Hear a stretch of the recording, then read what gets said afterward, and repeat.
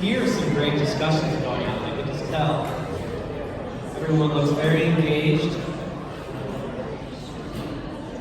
All right, you ready to talk about Martin Luther, Thomas Cranmer? David Grimes is ready. He says, let's do this. All right, so we're going to talk about the Reformation. If you remember, we were just in the Middle Ages, and now we're going to focus on the time of the Reformation. And you'll remember that even up to the Middle Ages, celibacy was seen as the ideal. But now in the Reformation, Luther, Calvin, others say actually that we're going to reject the primacy of the celibate life. And there is an emphasis by the Reformers that marriage is a natural and original means of ordering of human life established by God in creation in the book of Genesis. And therefore, we see a re-emphasis, you might say, of the domestic sphere and taking marriage back into the domestic sphere, not just the church. And so for Luther, marriage is actually not a sacrament. So we're in the Middle Ages. Remember that marriage is a key sacrament up there with Eucharist and baptism. But for Luther and for others, no, it is not a sacrament. Only baptism and Eucharist for Martin Luther are sacraments.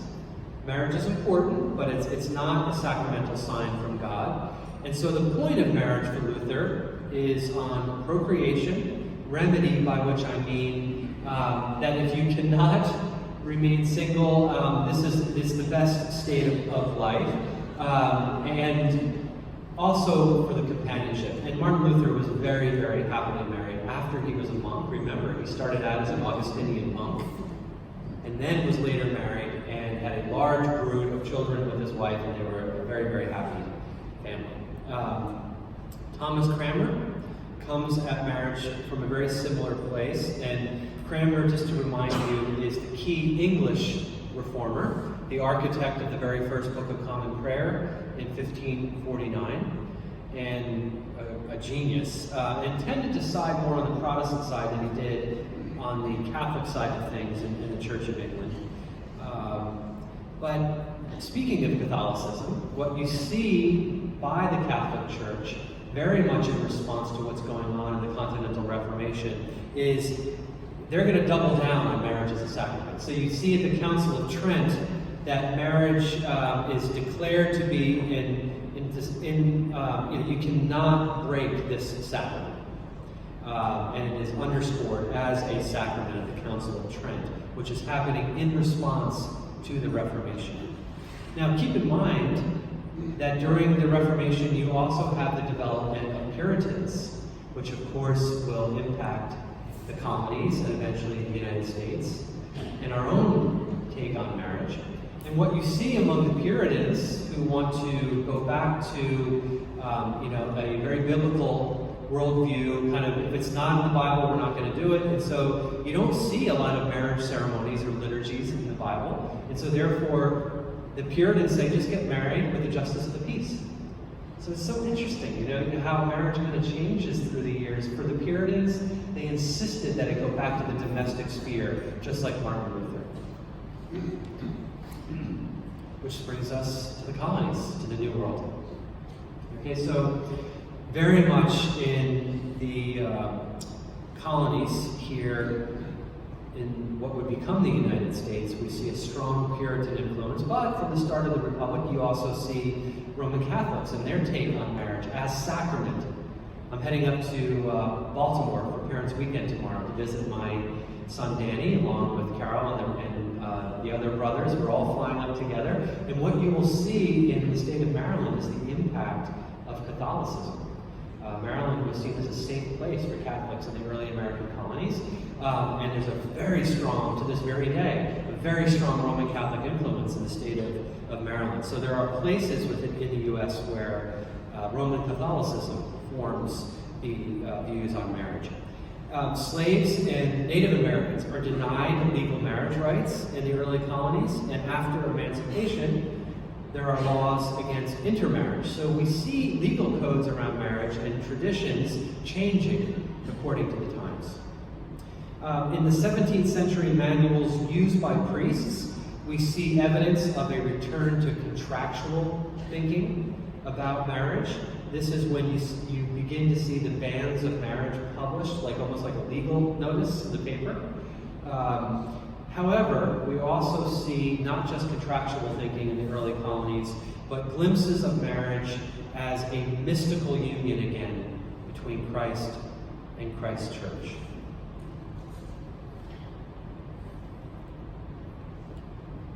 The Victorian Age.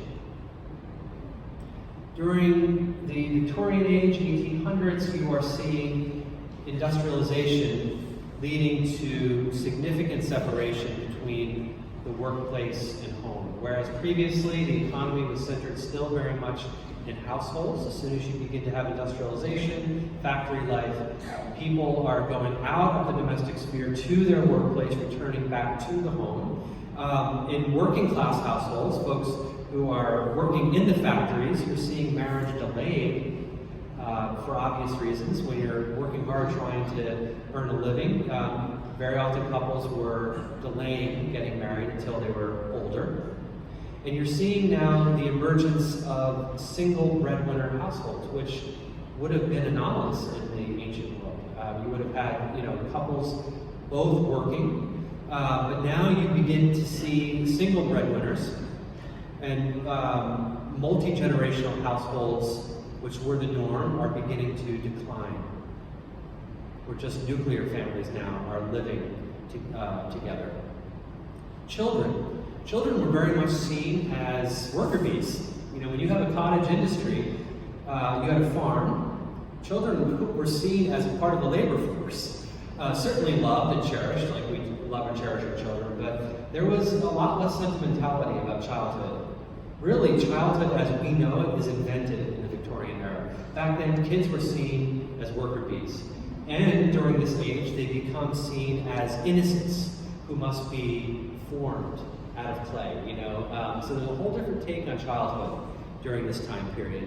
And you see the narrowing, ironically, the narrowing of women's roles reduced to homemaking. And what you see as a response to that in the beginning of the Victorian period is suffrage and equality movements beginning to take shape in the Victorian era. So there were actually, pre-Victorian era, women had, in many cases, more power, more autonomy than they did in the Victorian era. But then there's a counter-response to that. And it's the church during this time period that reclaims a medieval understanding of marriage. So, and this is, I'm thinking primarily of the United States, but you also see this in England, where, and I'm not going to go into the history of all this stuff, but the Oxford movement in England very much impacts the U.S. church. John Henry Newman, folks like that, others who are reclaiming the ancient church, reclaiming ceremonies and history and the traditions of the early church, including an emphasis on the sacramental character of marriage as the union, the mystical union between Christ and Christ's church. So a re-emphasis on marriage as sacrament in the end of the Victorian age. And that's very much as a result of the Oxford movement. When we look at our liturgy nowadays, and you see candles on the altar, vestments with colors according to the liturgical season, a lot of those things, Eucharist on Sundays every week, a lot of those things that we now take for granted grow out of the Oxford movement, starting in England, spreads to the U.S. General Seminary, where I went, is very much a product of the Oxford movement. So it's just a little interesting historical tidbit. But that's really the end of the 18s going into the early 19s. And now we are in the 20th century. And now we're kind of narrowing it down to the Episcopal world, so you have a sense of what's happening in the Episcopal Church. So that narrowing that we see of the women's role in the Victorian era results in a call for women's rights, not just in the church, but nationally. And so in 1920, suffrage is ratified. In 1928, you see the impact and the role of women changing, even in the prayer book, where that vow of the bride to obey her husband is omitted from the 1928 prayer book. Marriage is increasingly seen as companionship between equals, And yet, even in our marriage service today, you see vestiges of different thinking. This idea that the husband is the head of the household. And you see this in Ephesians 5, which is still one of the readings that can be used at the marriage service. Wives, be subject to your husband, that type of language. You also see in our current marriage service and in the early 20th century, you see there is a part of the service, and it's optional in the prayer book, where the wife, quote unquote, can be given away in marriage, typically by a father. And I would say 9 out of 10 marriages here at St. John's, that still takes place. And that's in the prayer book. So it's also in the 20th century, though, where you have the first resolution at General Convention concerning homosexual persons. And I wanted you to see this text because this is the first resolution that appears in 1976. And I'll read it just in case that's hard for you to see the bottom of that slide. At the 1976 General Convention, and keep in mind this is a time period right around when women are becoming priests in the Episcopal Church, homosexual persons are children of God who have a full and equal claim with all other persons upon the love, acceptance, and pastoral concern and care of the Church.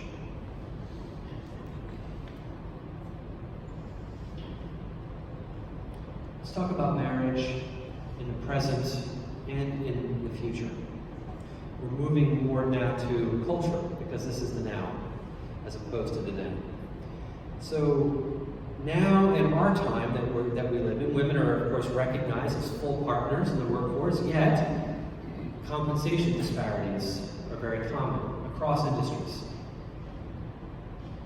Men and women are sharing in childbearing, though if you see the statistics, women are still doing the lion's share of childbearing as well as domestic work. I just saw an interesting article in the paper yesterday about, I think there was some couple, I think it was Scandinavia or something, and the husband and wife were working at this thing where if there was unequal share of work in the household, then the wife would receive compensation. And so they did this for a year, and it kind of fell apart, but it seemed like a really interesting experiment actually to chart that.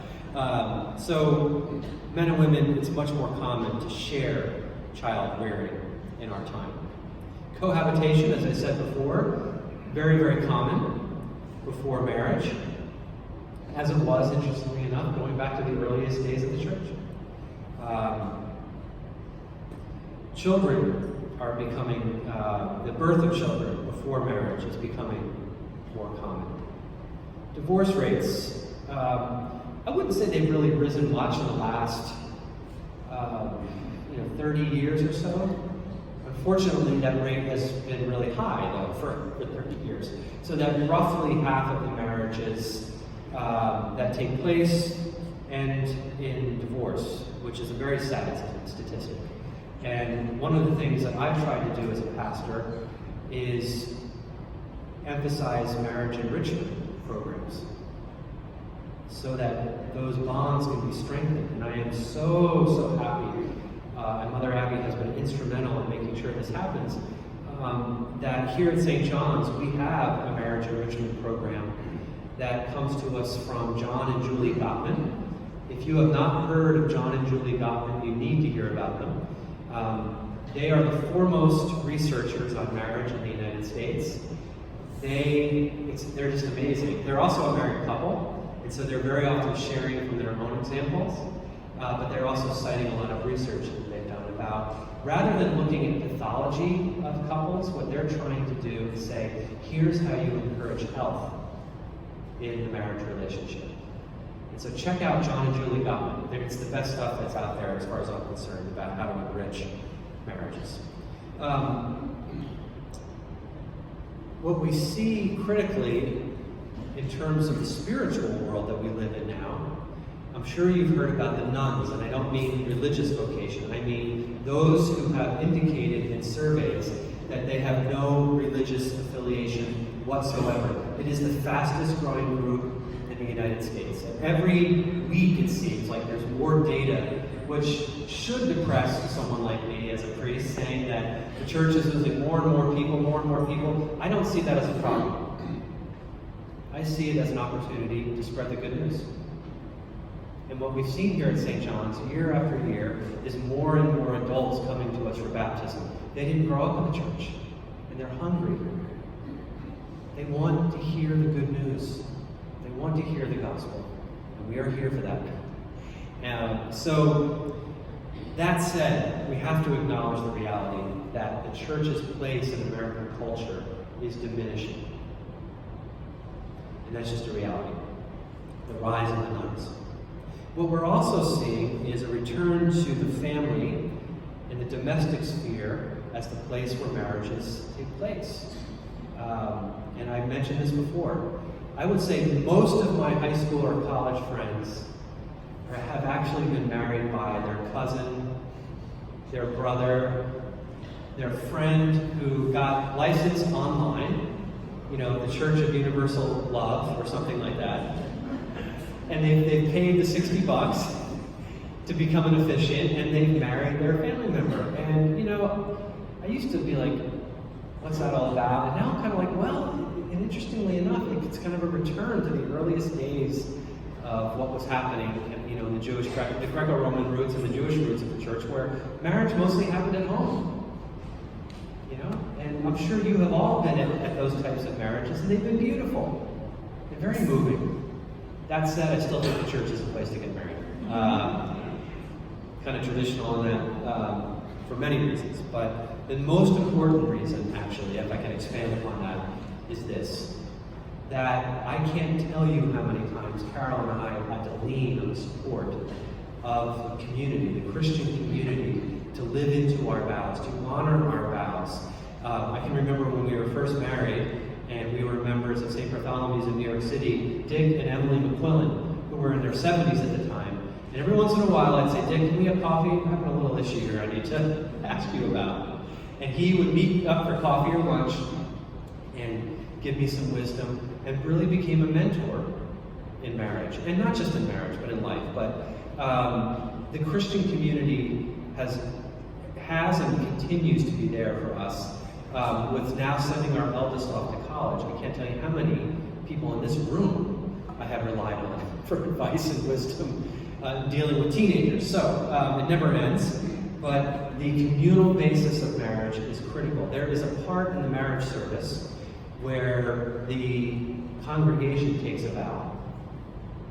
Will you, in the congregation, support this couple in their marriage? Will you pray for them? Will you love them? Will you be there on the good days and the days where they're crying? And they answer, we will. And that's powerful. When you feel that support, and you're that couple and you're saying those vows up in the church, and you have that Christian community who literally has your back, it makes all the difference in the world.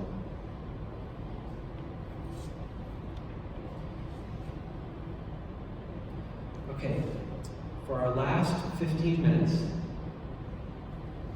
we're going to have some table discussion, a little bit more extensive table discussion. I'm not going to read these questions. You can see them up here. They're also on the sheets.